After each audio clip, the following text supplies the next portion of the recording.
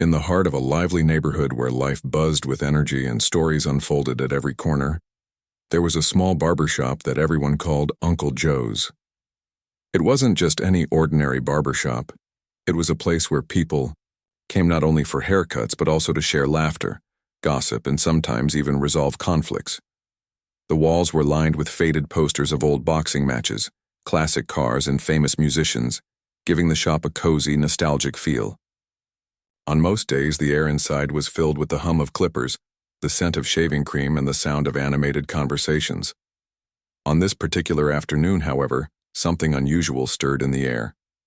A group of young men entered the shop, their loud voices cutting through the usual chatter like a knife. They wore baggy clothes, flashy jewelry, and had an unmistakable swagger about them. Everyone knew who they were. They belonged to a local gang notorious for causing trouble wherever they went. Their arrival sent a ripple of tension through the room. Some customers exchanged nervous glances while others pretended not to notice, burying their faces deeper into magazines or staring intently at their phones. Seated near the back of the shop, waiting patiently for his turn, was Marcus Johnson. At first glance, he looked like an unassuming figure, a large man whose frame took up almost the entire barber chair. His broad shoulders and thick arms gave him a commanding presence, though his demeanor was calm and relaxed. He flipped idly through a sports magazine, seemingly oblivious to the commotion around him. But appearances can be deceiving. Beneath his quiet exterior lay years of discipline, strength, and experience that few could imagine. The gang members quickly made themselves comfortable, sprawling across empty chairs and leaning against the walls as if they owned the place. One of them, a wiry guy with sharp features and a sneer permanently etched onto his face, began cracking jokes that grew louder by the minute. His words dripped with arrogance, designed to draw attention and assert dominance. When no one responded, enthusiastically enough to satisfy him, he turned his focus toward Marcus. "Yo, check out Big Boy over here," he said loudly, pointing directly at Marcus. "What you bench pressing these days, donuts?" His friends erupted into laughter, slapping each other on the back and egging him on. Marcus didn't react. He simply turned a page in his magazine, his expression unchanged. This lack of response only fueled the gang member's bravado. Emboldened by his audience, he walked closer to Marcus, standing right beside him. "Nah, seriously though," he continued, leaning down slightly so his face was level with Marcus's ear. "You look like you spend more time eating than working out. Bet you couldn't last 2 seconds in a real fight." By now, the entire shop had fallen silent. Customers watched nervously, unsure of what might happen next. Even Uncle Joe, the barber, paused mid-cut, gripping his scissors tightly as he glanced between Marcus and the gang members. The tension in the room was palpable, like the calm before a storm. Yet Marcus remained unfazed, his eyes still fixed on the glossy pages of his magazine. It was almost as if he hadn't heard the insult, or perhaps he chose not to acknowledge, and this indifference infuriated the gang member further. Determined to get a rise out of Marcus, he reached out and poked him hard in the shoulder. "Hey, I'm talking to you," he snapped, his voice rising. Still, Marcus didn't move. Instead, he closed his magazine slowly, placing it neatly on the counter beside him. Then, without saying a word, he turned his head ever so slightly to meet the gang member's gaze. For the first time since the confrontation began, the young man faltered. There was something in Marcus's eyes, calm yet piercing, that stopped him cold. It was as if Marcus was looking straight through him, seeing past the bravado and posturing to the insecurity beneath. "You really sure you wanna do this?" Marcus finally spoke, his deep voice resonating through the quiet shop. Each word carried weight, dripping with authority. The gang member hesitated for a split second, his confidence wavering under Marcus's steady stare. But unwilling to lose face in front of his crew, he forced a laugh and stepped even closer. "Yeah, I'm sure," he shot back, though his tone lacked some of its earlier cockiness. "What are you gonna do, huh? Sit there and read your little magazine?" Marcus sighed softly, shaking his head as if disappointed. Then, in one fluid motion, he rose from the barber chair. As he stood, up, the full extent of his size became apparent. He towered over the gang member, dwarfing him completely. The difference in stature was staggering. Marcus's massive frame loomed like a mountain compared to the wiry young man. Gasps echoed through the shop as customers realized just how imposing Marcus truly was. For a moment, nobody moved.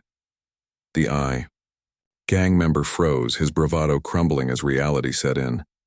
His friends, sensing danger, shifted uncomfortably, their earlier laughter replaced by uneasy murmurs.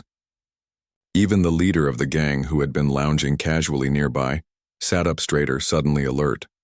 The atmosphere crackled with anticipation, everyone holding their breath, waiting to see what would happen next. But Marcus didn't lash out. Instead, he crossed his arms over his chest and leaned down slightly, bringing himself closer to the gang member's eye level. "Look," he said firmly, his voice low but clear enough for everyone to hear. "I don't want any trouble.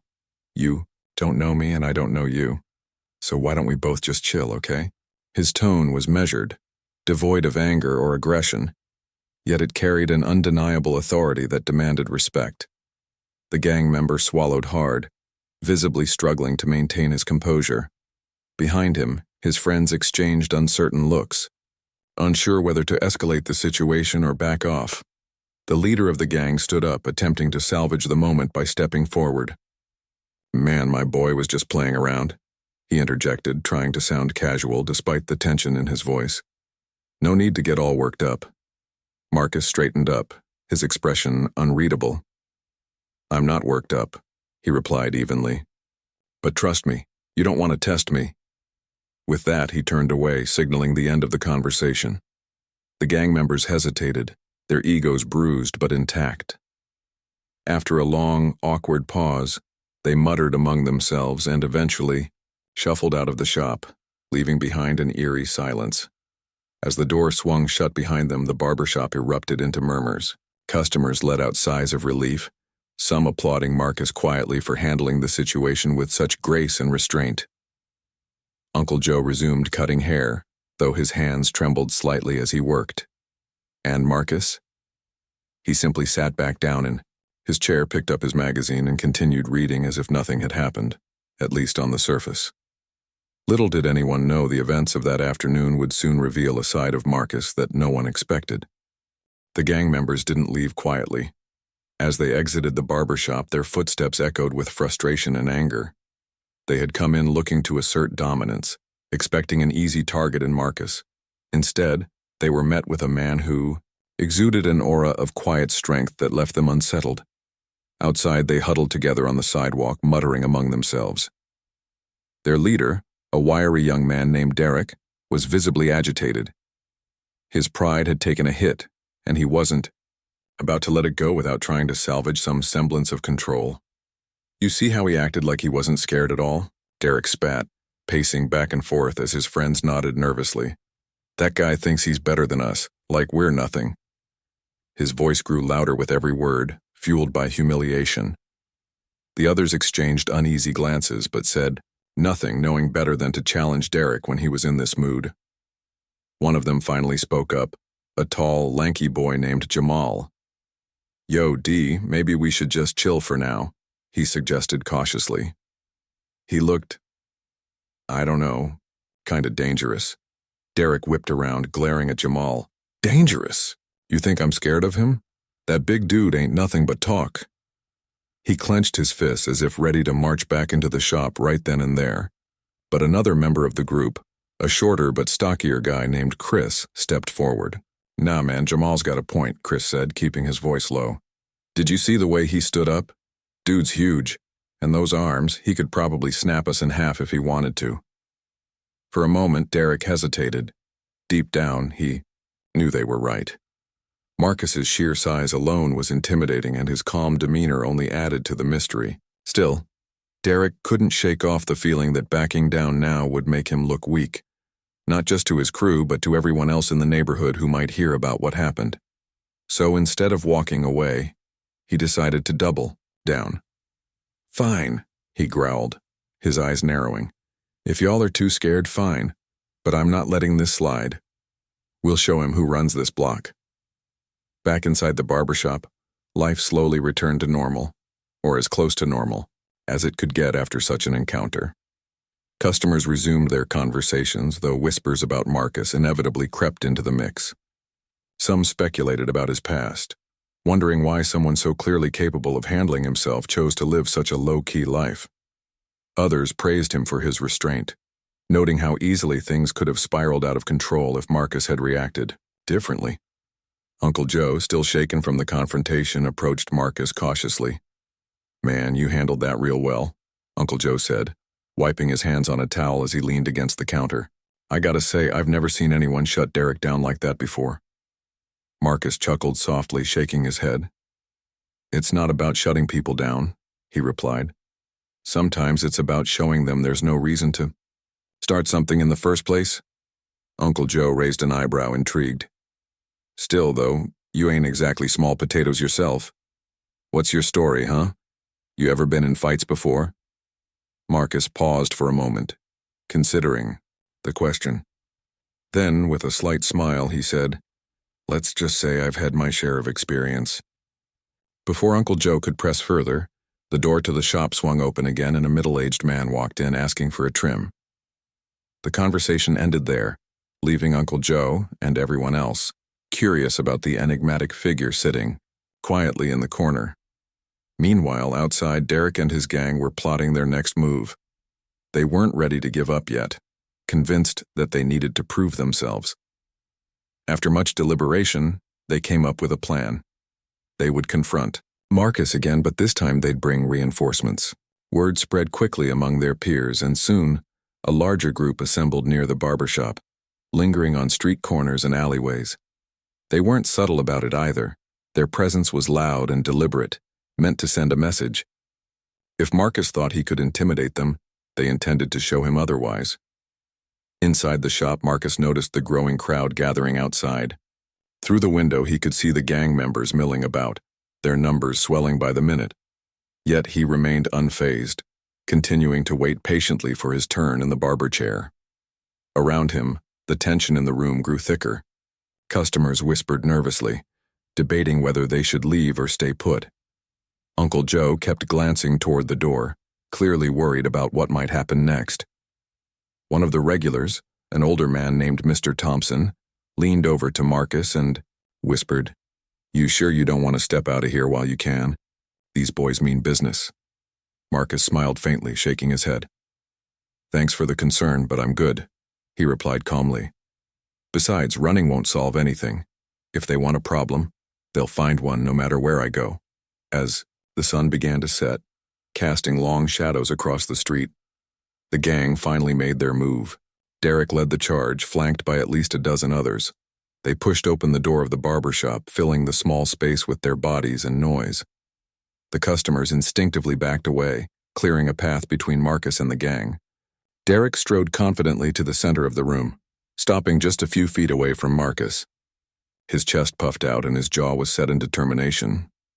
"This ends now," Derek declared, pointing a finger at Marcus. "You disrespected me and my crew earlier, and I ain't letting that slide. Either you apologize, or we settle this, right here, right now." The room fell silent, all eyes on Marcus. For a moment he simply stared at Derek, his expression unreadable. Then with deliberate slowness he stood up from the barber chair. The movement sent a ripple through the crowd. Even Derek took an involuntary step backward. Marcus towered over everyone in the room, his massive frame making him seem almost larger than life. He glanced around at the assembled gang members, taking in their nervous faces and shifting stances. Finally, he turned his attention back to Derek. "Listen," Marcus said, his voice steady and commanding. "I don't want any trouble, but if you're determined to start something, you need to understand something first." He paused, letting his words sink in. "I wasn't always this calm. There was a time when I didn't think twice about throwing punches. But I learned something important along the way. Real strength isn't about proving you're tough, it's about knowing when to walk away." Derek opened his mouth to respond, but Marcus cut him off. "Here's the thing. You can keep pushing, keep escalating, and maybe you'll feel like you've won for a moment. But trust me, it won't end well for anyone. Is that really worth it?" His tone was firm but not aggressive, carrying a weight that silenced the entire room. Derek faltered, uncertainty flickering in his eyes. Behind him, his crew shifted uncomfortably, their confidence wavering. For several long seconds, nobody moved. Then, unexpectedly, one of the younger gang members, a scrawny teenager who had been dragged along by the others, spoke up. "Man, maybe he's right," the boy muttered, his voice barely audible. "This ain't gotta be a thing." His admission broke the spell. Derek shot him a glare, but the damage was done. The gang's unity began to crumble as doubts crept in. Sensing the shift, Marcus pressed his advantage. "I'm not your enemy," Marcus continued, addressing the entire group. "None of you are mine either. You're young and you've got energy and potential. Why waste it on this? Go home, cool off, and think about what really matters."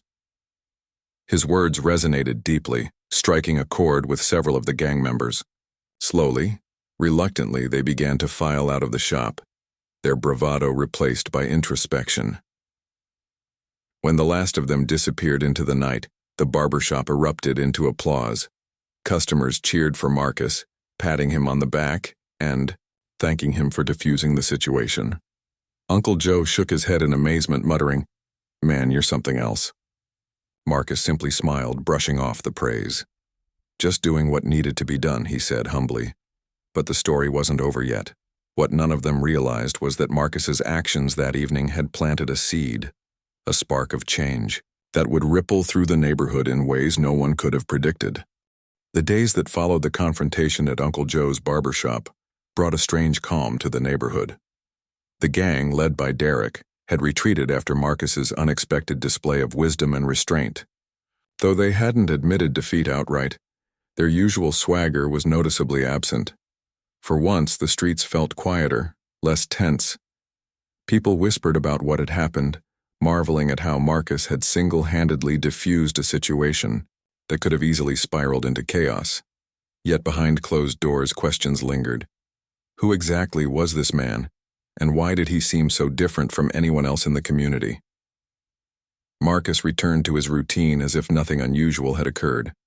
He visited the barbershop regularly, kept to himself, and greeted neighbors with polite nods. But curiosity eventually got the better of everyone. One afternoon, while waiting for his turn in the chair, Marcus found himself surrounded by a group of regular customers who couldn't resist probing further. "Come on, Marcus," one of them said, leaning forward eagerly. "You gotta tell us your story. How'd you get so, well, you?" Marcus chuckled softly, running a hand over his bald head. He knew the question was coming, it always did, but he wasn't sure how much he wanted to share. Still, there was something about the genuine interest in their faces that made him pause. Finally, he leaned back in the barber chair and began to speak. "I used to box professionally," he said simply, his deep voice carrying an air of nostalgia. The room fell silent, everyone hanging on to his every word. "Back in the day, I competed in heavyweight championships, won a few titles, broke some records." He shrugged modestly, as if discussing achievements that belonged to someone else entirely. "But boxing taught me more than just how to throw punches. It showed me discipline, patience, and when to hold back." The customers exchanged astonished glances. Some nodded knowingly, piecing together the puzzle of Marcus's imposing physique and calm demeanor. Others sat wide-eyed, struggling to reconcile the gentle giant before them with the image of a fierce competitor in the ring. Uncle Joe, trimming another customer nearby, chimed in. "So that's why you handled those boys like it was nothing. You've been through worse, huh?" Marcus smiled faintly but shook his head. "It's not about being tougher or stronger," he explained.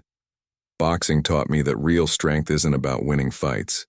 It's about knowing when not to fight. Sometimes walking away takes more courage than standing your ground." His words resonated deeply, leaving the room silent as people absorbed the lesson. While Marcus's past became a topic of admiration within the community, the gang members wrestled with their own thoughts. Derek, in particular, couldn't shake off the memory of that night. Every time he replayed the scene in his mind, he felt a mix of shame and frustration. He had gone into the barbershop expecting to assert dominance, only to be humbled by a man who refused to play by his rules. Worse still, Marcus hadn't mocked him or belittled him. Instead, he had spoken with a clarity and authority that Derek couldn't ignore. Derek confided in Jamal one evening as they sat on a park bench watching the sunset. "I don't get it, man," he muttered, kicking at a pebble on the ground. "Why didn't he fight back? Why'd he let us walk away like that?" Jamal shrugged, fiddling with a loose thread on his hoodie. "Maybe he didn't see us as a threat," he suggested cautiously. "Or maybe he knew he didn't need to prove anything."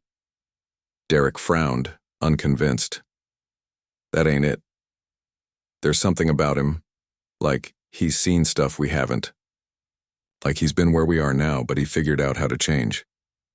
Jamal raised an eyebrow, surprised by Derek's insight. "You think he changed? Like, stopped being angry or whatever?" Derek hesitated, then nodded slowly. "Yeah, maybe that's why he didn't lose his cool. He's already been down that road, you know? And he chose to step off it." The conversation planted a seed of doubt in Derek's mind. For years he had believed that respect came from fear, that the only way to survive in their world was to dominate others before they could dominate you. But Marcus challenged that belief. His quiet confidence and refusal to escalate the conflict left Derek questioning everything he thought he knew about power and respect. Over the next few weeks, the gang's behavior shifted subtly. They no longer roamed the streets with the same reckless bravado, nor did they pick fights without cause. Instead, they seemed introspective, almost cautious. Derek especially appeared lost in thought, often disappearing for hours at a time. When questioned, he brushed off concerns, claiming he needed space to think. But deep down, he was grappling with a decision that would change not only his life, but also the lives of those around him. One evening, Derek found himself standing outside Uncle Joe's barbershop again. The neon sign buzzed softly above the door, casting a warm glow on the pavement. Inside, he could see Marcus sitting in his usual spot, scrolling through his phone. Taking a deep breath, Derek pushed open the door and stepped inside. The familiar scent of shaving cream and hair tonic greeted him, along with the curious stares of the other customers. Ignoring them, Derek walked straight up to Marcus and extended a hand. "Look, man," he began awkwardly, avoiding eye contact. "I just wanted to say, sorry for that night. We shouldn't have come at you like that." The room fell silent, all eyes trained on the unlikely interaction. Marcus looked up, surprise flickering across his face before settling into a warm smile. "Apology accepted," he replied, shaking Derek's hand firmly. "No hard feelings." Encouraged by Marcus's response, Derek took a seat beside him. "Can I ask you something?" he ventured hesitantly. Marcus nodded, gesturing for him to continue. "How'd you do it? How'd you stop being, well, mad at the world? 'Cause that's how I feel most days, like I'm stuck, you know?" Marcus studied Derek for a moment, sensing the vulnerability beneath the tough exterior. "It's not easy," he admitted. "I spent years letting anger control me, thinking I had to fight every battle, prove myself to everyone. But eventually I realized that fighting doesn't solve anything unless you're fighting for something bigger than yourself. For me, it was my family. I wanted to give them a better life, one where they didn't have to worry about me getting hurt or locked up." Derek listened intently, his chest tightening with emotion. "What if you don't have a family?" he asked. Quietly, Marcus smiled gently. "Then find your purpose, something worth waking up for every morning. It doesn't have to be big, it just has to matter to you." Inspired by their conversation, Derek began making changes. He started spending less time with the gang and more time volunteering at a local youth center, teaching kids basic self-defense and sharing lessons he'd learned from Marcus. At first, his friends mocked him, accusing him worthlessness. But as weeks turned into months, they too began to notice the positive impact Derek was having, not just on the kids but on himself. Slowly, one by one, they joined him, finding meaning in helping others rather than causing trouble. Word of Derek's transformation spread throughout the neighborhood, earning him newfound respect. Parents who once feared the gang now welcomed them into their homes, grateful for the role models they had become. Even Uncle Joe joked that the barbershop had become a symbol of hope, thanks in part to Marcus's influence. Marcus watched these changes unfold with quiet pride. He never sought recognition or praise. His actions stemmed from a desire to make a difference, however small. Yet, seeing the ripple effect of his words and deeds filled him with a sense of fulfillment that surpassed any championship title he'd ever won. As the sun set over the neighborhood one evening, Marcus stood outside the barbershop, gazing at the bustling streets. Children played freely, laughter echoing through the air while teenagers gathered around Derek, listening intently to his stories. In that moment, Marcus knew he had done something truly meaningful. He had planted a seed of change, one that would continue to grow long after he was gone. And though he remained humble about his role, the community would forever remember him as the man who turned confrontation into connection, proving that true strength lies not in domination, but in compassion. As weeks turned into months, the neighborhood underwent a transformation that no one could have predicted. The ripple effect of Marcus's actions continued to spread, touching lives in ways both big and small. What started as a single act of restraint at Uncle Joe's barbershop had sparked a chain reaction of change, beginning with Derek and his gang but extending far beyond them. People who had once lived in fear of the gang now found themselves interacting with its members, not as adversaries, but as neighbors, helping neighbors. Derek in particular became a driving force behind this shift. After his humbling encounter with Marcus, he threw himself into community work with a newfound sense of purpose. Every afternoon, he and his crew would head to the youth center, where they taught kids self-defense, organized basketball tournaments, and even hosted workshops on conflict resolution. At first, the transition felt awkward for everyone involved. The gang members were used to commanding respect through intimidation, not kindness. But under Derek's leadership, and inspired by Marcus's example, they slowly adapted, learning how to connect with others without resorting to aggression. One day, while coaching a group of teenagers during a boxing class, Derek paused mid-session to share a story. "You know," he began, wiping sweat from his brow, "there was a time when I thought being tough meant throwing punches, that if you weren't feared, you weren't respected." He glanced around at the wide-eyed faces staring back at him, their attention fully captivated. "But then I met someone who changed my mind, a guy named Marcus. He showed me that real strength isn't about winning fights. It's about knowing when not to fight." The room fell silent as Derek recounted the events of that fateful night at the barbershop. He spoke openly about his feelings of shame and frustration, admitting how humiliated he'd been when Marcus refused to engage in their taunts. "At first I didn't get it," Derek admitted, his voice tinged with vulnerability. "Why wouldn't he fight back? Wasn't he scared of us? But later I realized he wasn't scared because he didn't need to prove anything, and that made him stronger than any of us." His words struck a chord with the teenagers, many of whom came from difficult backgrounds similar to Derek's own. For some, it was the first time they'd heard an adult admit to making mistakes, or acknowledge that there was another way to live. By the end of the session, several kids approached Derek, asking questions and sharing their own struggles. It was a turning point not just for them, but for Derek too, who discovered a passion for mentoring that he never knew he had. Meanwhile, Marcus remained a steady presence in the neighborhood, quietly supporting the changes unfolding around him. Though he avoided the spotlight, his influence was undeniable. When Derek reached out to ask for advice on running programs at the youth center, Marcus offered guidance without hesitation. "Start small," he advised during one of their meetings. "Focus on building trust. These kids don't need lectures. They need someone who listens." He also encouraged Derek to draw on his own experiences, reminding him that authenticity resonated more than perfection. Their friendship deepened over time, evolving into something neither of them had anticipated. Where once there had been tension and mistrust, there was now mutual respect and understanding. Derek often joked that Marcus was like the older brother he'd never had, a role Marcus embraced wholeheartedly. Together, they brainstormed ideas for expanding the youth center's reach, recruiting volunteers from the community and securing donations from local businesses. Even Uncle Joe pitched in, offering free haircuts to anyone who signed up for the center's activities. The impact of these efforts soon became visible throughout the neighborhood. Crime rates dropped significantly as former gang members redirected their energy toward positive pursuits. Parents reported fewer incidents of vandalism and theft, while teachers noted improved behavior among students who participated in the center's programs.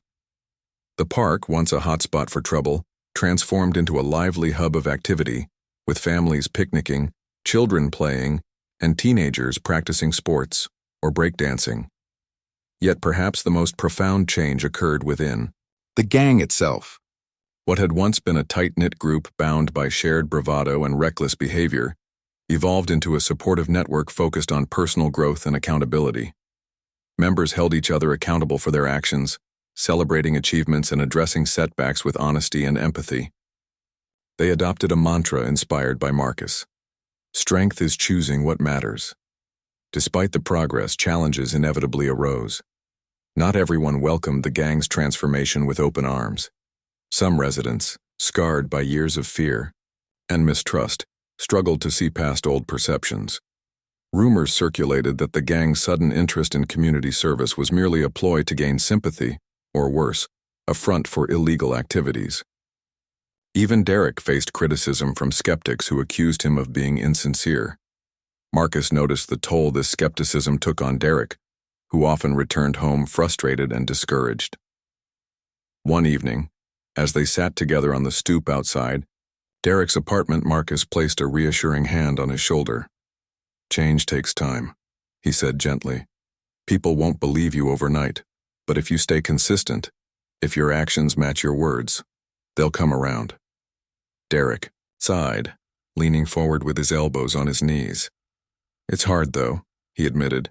"Sometimes I feel like we're doing all this work and nobody notices. Or worse, they think we're faking it." Marcus nodded, understanding the weight of those feelings.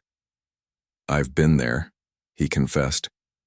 "When I first left boxing, a lot of people doubted me. They thought I couldn't survive without the ring. But I kept going because I knew it was the right thing to do. For me, for my family. You gotta focus on why you started, not what others think." Encouraged by Marcus's words, Derek resolved to push forward, even when doubt crept in. He doubled down on his efforts, organizing community cleanup days, hosting movie nights at the park, and partnering with schools to provide tutoring services for struggling students. Slowly but surely, attitudes began to shift. Residents who had initially dismissed the gang's efforts as superficial started volunteering alongside them, forging connections that transcended past grievances. By the end of the year, the neighborhood bore little resemblance to its former self. The streets, once marred by graffiti and litter, gleamed with fresh paint and vibrant murals created by local artists. The youth center thrived, drawing participants of all ages and backgrounds. And the gang, now officially rebranded as the Neighborhood Guardians, earned recognition as a force for good, receiving awards from city officials and praise from community leaders. Even Uncle Joe's Barbershop reflected the broader transformation. Once a place where tensions simmered beneath the surface, it became a sanctuary of camaraderie and unity. Customers swapped stories of hope and resilience, often crediting Marcus and Derek for inspiring them to believe in a brighter future. Uncle Joe proudly displayed newspaper clippings highlighting the duo's contributions, alongside photos of smiling kids and grateful parents. For Marcus, seeing the tangible results of his influence filled him with quiet satisfaction.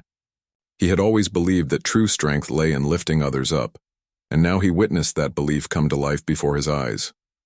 Yet, he remained humble, deflecting praise and insisting that the credit belonged to the entire community. "This wasn't my doing," he told anyone who thanked him. "It was all of us working together." As the sun dipped below the horizon one crisp autumn evening, Marcus stood outside the barbershop, watching the world he had helped shape unfold before him. Children chased each other through the park, their laughter echoing through the air. Teenagers practiced dance routines under the glow of streetlights, while adults gathered around picnic tables sharing meals and conversations. In the distance, Derek led a group of volunteers in planting trees along the sidewalk, their teamwork a testament to the power of collective effort. In that moment, Marcus felt a profound sense of peace. He had entered the neighborhood as a stranger, seeking nothing more than a quiet life. Instead, he had become a catalyst for change, proving that compassion and courage could transform even the most unlikely circumstances. And though he knew the journey was far from over, he took solace in knowing that the foundation had been laid for a stronger, kinder, and more united community. Years passed, and the neighborhood continued to thrive in ways that once seemed impossible. The transformation sparked by Marcus's quiet strength and Derek's determination had taken root, blossoming into something enduring and profound. What began as a single act of restraint at Uncle Joe's barbershop had grown into a movement, a testament to the power of compassion, resilience, and unity. The community, once divided by fear and mistrust, now stood together, bound by shared purpose and mutual respect. Marcus remained a central figure in the neighborhood, though he never sought recognition or praise. His presence was a constant source of comfort and inspiration for those around him. Whether it was offering advice to a struggling parent, mentoring a teenager unsure of their future, or simply sitting quietly on a park bench while children played. Nearby, Marcus embodied the values he preached: humility, patience, and unwavering kindness. People often joked that he was like the neighborhood's unofficial guardian angel, always there when needed, yet never seeking attention. Derek, too, had grown into a leader the community could be proud of. Gone was the reckless young man who once sought validation through intimidation. In his place stood a thoughtful, compassionate individual dedicated to making a difference. Under his guidance, the neighborhood guardians expanded their reach, tackling issues ranging from homelessness to educational inequality. They partnered with local organizations, raised funds for families in need, and even launched initiatives to provide job training for unemployed youth. Derek's journey from gang leader to community advocate became a symbol of hope, proving that no one was beyond redemption. One summer evening, the neighborhood came together to celebrate its progress with a block party unlike any other. The streets were closed off to traffic, lined with colorful banners and twinkling string lights. Food stalls offered everything from barbecue ribs to homemade pies, while live music filled the air with infectious energy. Children darted between tables, laughing and playing games, while adults mingled, sharing stories and laughter. At the center of it all stood a makeshift stage, where speeches and performances were scheduled throughout the night. As the festivities reached their peak, Uncle Joe stepped onto the stage, microphone in hand. All right, settle down. Folks, he called out, grinning broadly as the crowd quieted. We've got a lot to celebrate tonight, so I'll keep this short. But before we move on to the next performance, there's someone I want to recognize. Someone who's been the heart and soul of this community for years now. The audience erupted into cheers, clapping enthusiastically as Marcus made his way to the stage. He hesitated briefly, clearly uncomfortable with the attention, but the warmth in the crowd's response left him no choice. With a sheepish smile, he climbed the steps and stood beside Uncle Joe, who handed him the microphone. Come on, Marcus, Uncle Joe urged, nudging him playfully. Say a few words. For a moment, Marcus simply looked out at the sea of faces before him, young and old, familiar and new.